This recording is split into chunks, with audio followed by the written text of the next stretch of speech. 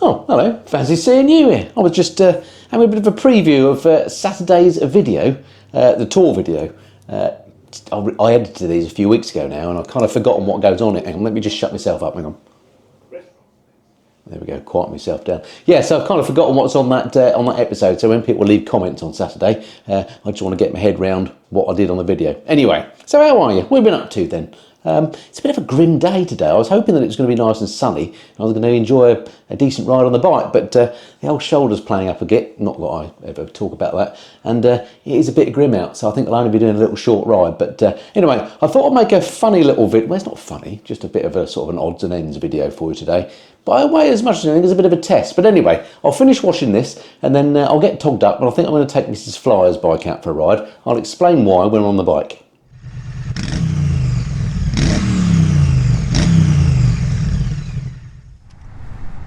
So, why did I want to quickly jump on Mrs. Flyer's bike then and have a go? Well, a couple of reasons really.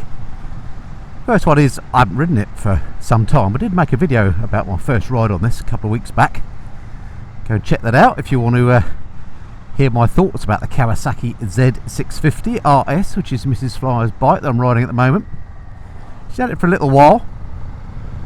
I think we got it in July and I'm recording this end of October. Can't remember the date. It's about October the yeah, it's Tuesday. Anyway, it's Tuesday towards the end of October. And yeah, so she had it for a few months. We went away on that tour on the Goldwing. That sort of took a bit of a month out of our schedule. But in that time she's done, looking at the clock here, 738 miles, which means that it was due for its first service. So we took it up to Nigel up at Moto Tune in Chesham yesterday and got its first service, which she should have technically had done at 600 miles. But the local Kawasaki dealer unfortunately was so booked up they couldn't get it booked in for some time to get the first service done, so hence we took it to Nige. And even though he's an independent, he is of course he knows what he's doing as far as motorcycle technicians are concerned, and I'm sure it won't affect the warranty or anything like that. Well, I'm not sure, but I assume it won't. We'll find out if ever we have a warranty claim, won't we? Anyway, so it has now been serviced, and when Mrs. Flyer rode the bike back from Nigel yesterday, she said that it felt a lot more perky, and in fact her exact words were, it felt a lot more torquey than before.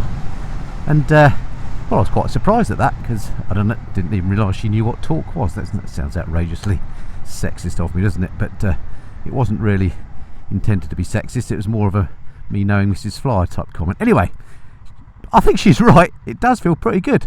It was a while since I rode this that first time, so you kind of forget, don't you? I've ridden plenty of bikes in between time. But yeah, feels great. I think she might be right, it does feel a bit more torquey. It's got bags of go on this bike. Of course, it's now got proper oil in it that isn't the running in stuff, so it'll be a bit thicker. And yeah, it's nice and smooth. It's a fab little bike. Really enjoying it. Now, I don't know if you saw my little vlog that I put up last week, but I mentioned in that I'm using my GS as kind of a winter hack. And Mrs. Flyer is of course only riding this bike at the moment because it's the only one of our bikes that notice I'm saying our bikes, it's the only one of our bikes she's actually insured to ride, and the only one that she currently feels confident enough to ride. I'm sure the time will come when you see her riding the Goldwing with me on the back, but that may be a few weeks off, or a few years off even. But yeah, so it would be doing it a disservice to say this is a winter hack as well, but my point is it's got pretty dirty as a result of us riding it a lot recently, and it's absolutely covered in filth, which is a bit of a blow. Oh dear, it's looking a bit busy out here. A few other things have changed on this bike as well. Let me I'll find somewhere to stop and I'll show you. Right, so I've managed to stop at a random bit of Great Missenden, but anyway, first off, excuse all the filth on the bike. You don't often see bikes that I'm associated with as filthy as this. Check out the muck on here, look at this. Definitely in need of a clean. I do want to keep this, of course, in good order, but Mrs. Flyer seems to have this thought that I'm going to keep cleaning the bike for her, and I'm trying to make a point that actually part of being a biker is learning how to clean your bike. So So I don't really want to go there, but I suspect it's going to upset my OCD so much that I'm going to have to end up cleaning the bike for her. But anyway, that's by the by. So yeah, looks a bit like a winter hack at the moment, but we do love this bike, both of us. The green and gold, absolute corker. Anyway, I said there are a couple of changes on it. There's going to be some things that you immediately spot. First off, look at this on the back here. We've got ourselves a top box. It's one of these sort of generic shad ones. It's quite small, but you can fit a helmet in there, and it's perfect for Mrs. Fly to put a swimming kit and stuff in. She likes to go to the gym on the bike, so that's why we've done that. I wouldn't have had one personally, so don't blame me for the looks of it, but anyway, she wanted it on there. It does give the bike a lot more utility. I manfully installed the bracket on there. Didn't make a video about that, would have been very boring indeed. And then the other change when we took it to Nigel's yesterday for the service was we had these fitted. These are Oxford Intelligent grips, and these are just you know, heated ones. I haven't tried them yet, I'll try them in a second, but as you can see they fit on there nice and neat. And the beauty of these is, over ones that we previously had on Mrs. Fly's old 125, is the button's integrated, look there, and it's just, it almost looks like OEM, doesn't it? So yeah, that again should give the bike a bit more utility. Anyway, while I remember, I'll jump back on and we'll give those grips a try. Alrighty, let's get this show back on the road. Something else we need to do on the bike, and hopefully it's been sorted out tomorrow, is just the side stand on here. Having now lowered the bike, it needs shortening slightly because it stands a bit upright when we park her. And if it's on a sort of any sort of camber, it's possible that the bike could fall over on the stand. So we're going to have a bit taken out of the side stand, and hopefully that'll make life easier for Mrs. Fly too. Alright, let's try these grips out then. I assume I'll just hold the button. Press it. Press the button. No. Okay, let's hold the button. No. How does that work then?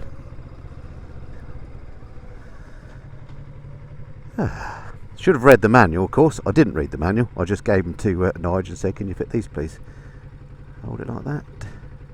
Ah, there we go. It's gone white. I'll press it again. Oh, blue. And a red and white. So I assume 3 settings. Okay, let's leave it on red. I assume that'll be the warmest. Just check they do indeed warm up. They're these sort of intelligent grips, so they're even if you leave them switched on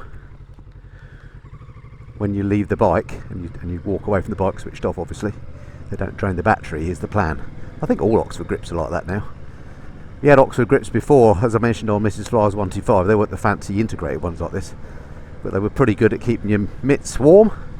And if it means that Mrs. Fly's going to ride the bike more through winter, then definitely worth doing. Actually, I can already feel them warming up. They're pretty flipping good. They're almost BMW level grips. Liking that. Yeah, they are toasty. I'm going to turn that down a smidgen. Let's go to white. I assume that's the lowest setting. Yeah, they work good. Excellent. What a handy addition. Oh, he's going that way, so I'll go this way. Yeah, you won't be able to hear the bike very much. You'll probably just hear the wind whistling through my helmet openings on this microphone, but it sounds great, this twin. I mentioned it, I think, when I did that review, that this is the engine that was out of the ER6, and it was always seen as a reliable unit but never very particularly exciting. But on a retro bike like this, it really comes into its own. It's an absolute winner. Man, it's so nice to be on a lightweight bike having done all that touring on the wing, which is fabulous and hides its weight very well, and then having been riding my GS a lot, when you then jump on something like this that is just super lightweight, it's fantastic. Back to basics biking in all its fun form. Anyway, talking about back to, I better head back to the garage. See you there in a second. Right, so I'm back at home at the garage. I've parked the bike up, turned it off. I'm just watching the old grip here now to see when it goes off. Look, it's doing some sort of flashing routine. I wonder if that just means it's noticed it's lost the power. I don't know. But I turned the bike off about a minute ago and it's still flashing, as you can see. Anyway, I'll go and get changed, get my helmet off, etc. We'll come back and see what's happening in a moment. Just check the intelligent thing is intelligent. Right, I'm back in the garage. Just go and have a look and see if that little light has finished flashing yet. It's a good, must be 4 or 5 minutes since I parked the bike up, and ooh, still flashing green by the looks of it. Wonder how long that goes on for. Really should have read the manual. Anyway, I'll come back and check that again later. Slightly concerning because it was supposed to be an intelligent controller. I'm hoping it won't flatten the battery. Anyway, the reason why I came in here and brought you in was because I was in here earlier having a bit of a mess around with the old wing. Now, if you've been watching that tour video that I've recently put up, you'll see that I've been using Apple CarPlay. It's been absolutely brilliant on the wing. But the problem with Apple CarPlay is, number one, you have to plug your phone in the back on the DCT Tour with Airbag because you can't plug your phone in the front because this front bit is where the airbag is. So that's one thing. And then the other thing is CarPlay only works if you've got a intercom connected, which is a bit flipping annoying. I mentioned this on a video previously and somebody said, well, you can buy a little Bluetooth gadget, plug it in this pannier where there's another USB port and make the bike think that that's your headset. So what I did is I bought one of these little things here, a little Bluetooth gadget, and I tried plugging it in earlier and tried linking the bike up to make it think it was an earpiece, a headset, and it didn't work. I just couldn't flipping pair it. Unfortunately, the bike couldn't find that particular Bluetooth dongle, so I'm back to square one again. So the problem with it is, it's fine if you're riding with a headset, that's fine, but of course if the battery runs out on the headset, it means you lose Apple CarPlay. Bit of a pain. So, welcome back to the nerve centre of the operation.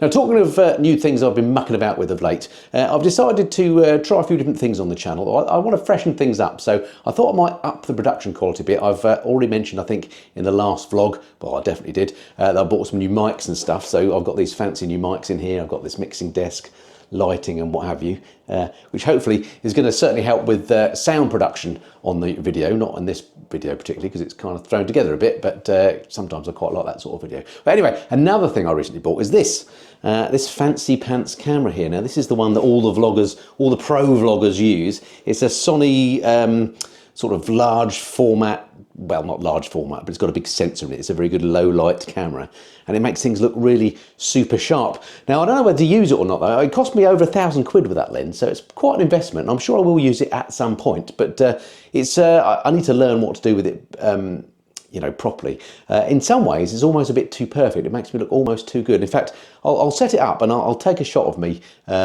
in a second and I'll show you just how sharp I look in it and how it blurs the background out.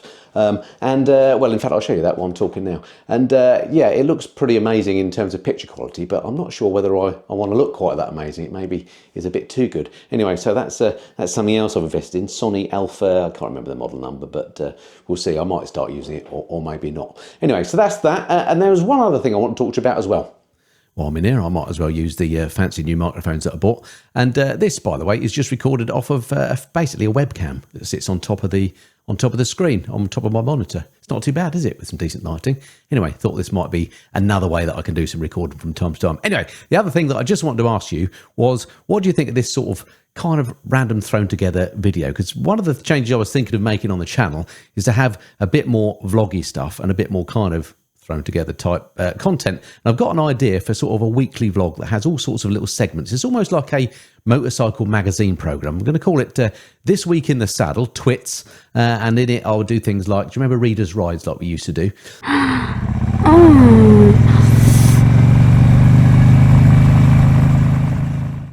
When we would look at pictures of viewers' bikes that had come in and just you know, comment on them, that sort of thing. I was maybe going to do that. Going to talk a bit about what's coming up on the channel.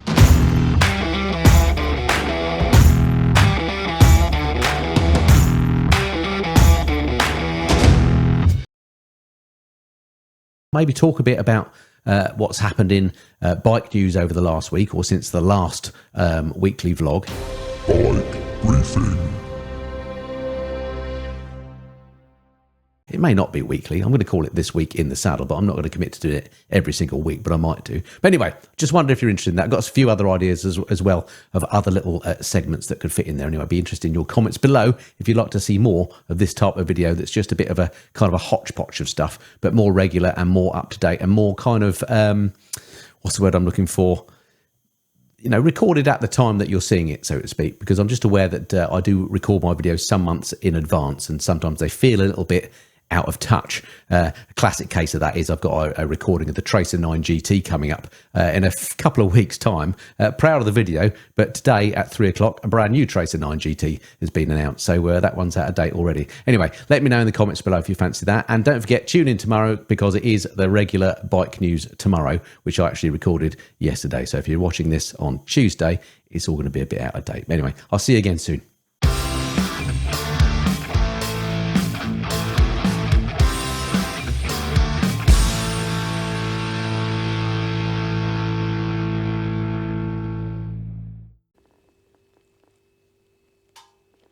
Right, I've just been doing some Googling about those grips. Now, it says here, Oxford heated grips have a battery saving mode that automatically turns off the grips about 20 seconds after you turn off your bike.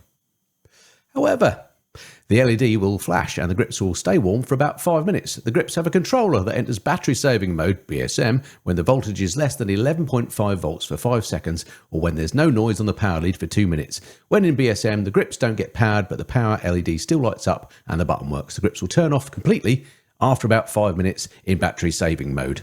Excellent.